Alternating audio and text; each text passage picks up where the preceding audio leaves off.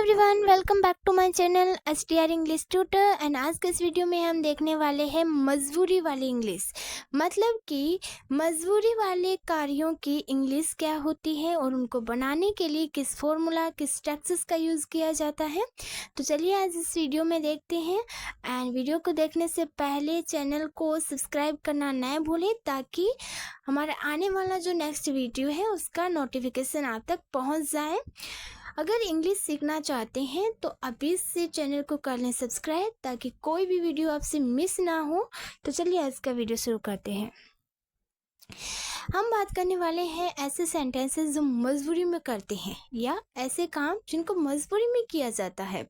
मजबूरी में किया जाता है या उनकी पहचान कैसे होगी? तो उनकी पहचान होती है जैसे कि करना पड़ता है, करना पड़ता था या करना पड़ा या करना पड़ेगा, करना पड़ रहा है या करना पड़ रहा था। ये जो वाक्य है और वाक्यों के अंत में अगर पढ़ता है, पढ़ती है, पढ़ेगा ये शब्द आते हैं तो उन्हें हम कहते हैं मजबूरी वाले वाक्य या मजबूरी वाले कार्य। इनको हम कैसे बनाएंगे? तो इनका फॉर्मूला रहने वाला है करना पड़ता है। अभी करना पड़ता है, प्रेजेंट की बात हो रही है तो हम उसके लिए करेंगे have to, has to plus verb की first form. Have to, has to कब लगाना है? हैज़ टू आप लगाएंगे जब आपका जो सब्जेक्ट है वो सिंगुलर होगा, तब आप हैज़ टू का यूज़ करेंगे। हैव टू का यूज़ आप प्लूरल में करेंगे। करना पड़ता था, करना पड़ता था यहाँ पे पास्ट की बात हो रही है या करना पड़ा, उसके लिए हम यूज़ करेंगे हैड टू प्लस वर्ब की फर्स्ट फॉर्म। करना पड़ेगा, फ्यूचर की बात हो रही है तो will have to plus verb की फर्स्ट फॉर्म।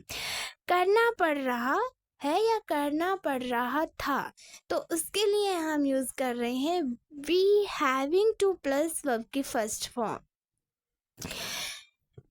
जैसे कि एग्जाम्पल के थ्रू समझते हैं कि उसे खाना बनाना पड़ता है, उसे खाना बनाना पड़ता है। वो मजबूरी है कि उसे खाना बनाना पड़ता है और प्रेजेंट में है तो क्या यूज़ करेंगे? हैज़ टू या हैव टू। और सिंगुलर कर्ता के लिए यानी सिंगुलर सब्जेक्ट के लिए हम हैज़ टू का यूज़ करेंगे।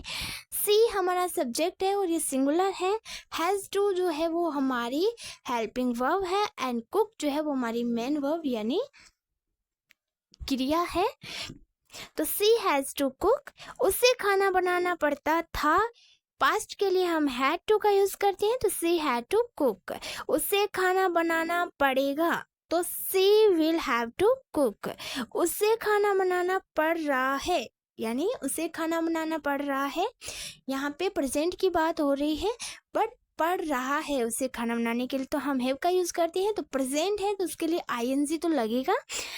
जैसे कि सी इज हैविंग टू कुक, उसे खाना बनाना पड़ रहा था, वहाँ पे प्रेजेंट था, पढ़ रहा है यहाँ पे पढ़ रहा था, पास्ट कंटिन्यू की बात हो रही है तो उसके लिए हम क्या यूज करेंगे कि she was having to cook, she was having to cook. I we you they plus have to, मतलब कि प्लूरल के साथ हम हैव टू का यूज करेंगे और सिंगुलर है जैसे कि ही है, सी है, इट है, मीरा है, जैसे कि किसी सिंगुलर व्यक्ति का नाम है मीरा, राम, सीता, ऐसे जैसे कोई सिंगुलर नाम है, सिंगुलर करता है उसके लिए हम हैज टू का यूज करते हैं। अब हम बात करेंगे अगर वाक्य में यानी मजबूरी वाले वाक्य में यदि नहीं आ जाए तो उसको हम कैसे बनाएंगे। जैसे कि उसे खाना नहीं बनाना पड़ता है, प्रेजेंट की ही बात हो रही है, उसे खाना नहीं बनाना पड़ता है लेकिन यहाँ पे नोट है यानी उसको खाना नहीं बनाना पड़ता है तो कैसे बनाएंगे? जैसे कि she does not have to cook, present simple में है हम हेल्पिंग वर्ब जो है डू और डज का प्रयोग करते हैं तो डू डज की हेल्प से ही हम यहाँ पे ये वाक्य बनाएंगे। लेकिन पढ़ता है उसके लिए हम हैव टू का यूज करेंगे। She does not have to cook, उसे खाना नहीं बनाना पड़ता था। जिस प्रकार से प्रेजेंट में हम डू डज का यूज करते थे वैसे ही हम पास्ट सिंपल में डिड का यूज करते हैं। तो she did not have to cook, उसे खाना नहीं बनाना पड़ेगा तो she will not have to cook. यहाँ पे जो हैव टू है और हैव टू से पहले आपका जो नोट है वो आपके हेल्पिंग वर्ब और हैव टू के बीच में आएगा। जैसे कि she will not have to cook, आपके हेल्पिंग वर्ब के बाद जो है वो नॉट लगेगा और नॉट के बाद जो है वो आपका हैव टू लगेगा, कुक। ओके, उसे खाना नहीं बनाना पड़ रहा है। She is not having to cook, उसे खाना नहीं बनाना पड़ रहा था, तो she was not having to cook. यहाँ पे जो है इस वाक्य में उसे खाना नहीं बनाना पड़ रहा था, इस वाक्य में जो है जो हमारा पास्ट कॉन्टिन्यू टेंस की बात हो रही थी, तो वॉज है वो हमारी हेल्पिंग वर्ब है पास्ट कॉन्टिन्यू की, और नॉट जो कि अभी नहीं है वाक्य में, इसके लिए नॉट का इस्तेमाल हुआ है। एंड हैविंग, क्योंकि पास्ट कॉन्टिन्यू है तो उसमें आईएनजी होगा, लेकिन हैव के साथ हमने आईएनजी लगा दिया प्लस में to. She was not having to cook. अब हम बात करने वाले हैं प्रेजेंट, जो इंट्रोगेटिव हमारे सेंटेंसेस होते हैं उनको हम कैसे बनाएंगे मजबूरी वाले कार्य में, या मजबूरी वाले सेंटेंस जो होते हैं वो हम पर्सन कैसे बनाएंगे, उनको पर्सन वाचक में कैसे बनाएंगे। जैसे कि क्या उसे खाना बनाना पड़ता है, सेम है लेकिन पर्सन वाचक है। यहाँ पे क्वेश्चन पूछा गया है कि क्या उसे खाना बनाना पड़ता था, लेकिन सेंटेंस जो है वो आपका प्रेजेंट में ही है। जिस प्रकार से हमने नहीं वाले वाक्य में और हमने सिंपल वाक्य में बात की थी कि हमारी प्रेजेंट सिंपल की जो है हेल्पिंग वर्ब डू डज है, उसी प्रकार से यहाँ पे भी डू डज ही रहेगी, क्योंकि इंटरोगेटिव के है तो हम सबसे पहले अपनी हेल्पिंग वर्ब लगाएंगे। जैसे कि does she have to cook, first of हम लगाएंगे हमारी हेल्पिंग वर्ब प्लस सब्जेक्ट, फिर हमारी जो मेन वर्ब है and cook.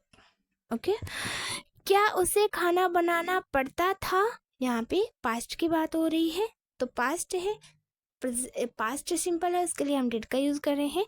Did she have to cook, क्या उसे खाना बनाना पड़ेगा, will she have to cook. क्या उसे खाना बनाना पड़ रहा है, is she having to cook. क्या उसे खाना बनाना पड़ रहा था, was she having to cook. यहाँ पे जो विल है, इज है और वॉज है और डू डज है, ये आपकी हेल्पिंग वर्ब है किनकी, आपने टेंस की।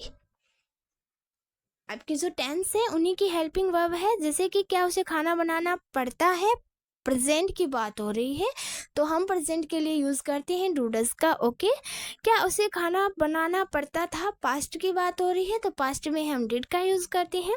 क्या उसे खाना बनाना पड़ रहा है, यहाँ पे हमारे प्रेजेंट कंटिन्यू की टेंस हो रही है इन द प्रेजेंट में, ठीक है, पास्ट की नहीं है तो उसके लिए हम इसका यूज करेंगे, लेकिन पढ़ता है या पढ़ेगा उसके लिए हम हैविंग और हैव इस प्रकार के जो है वही रहेगा।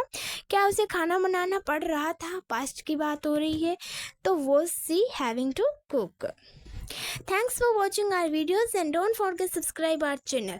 एंड आई होप कि आपको जो है वो समझ में आ गया होगा, क्योंकि बहुत से लोगों को जो है वो हैज़ टू, हैव टू, इनमें बहुत कंफ्यूजन रहता है कि हैज़ टू कब यूज़ होगा, हैव टू कब यूज़ होगा एंड हैड टू कब यूज़ होगा। तो इस वीडियो को देखने के बाद आपका कोई कंफ्यूजन नहीं रहेगा।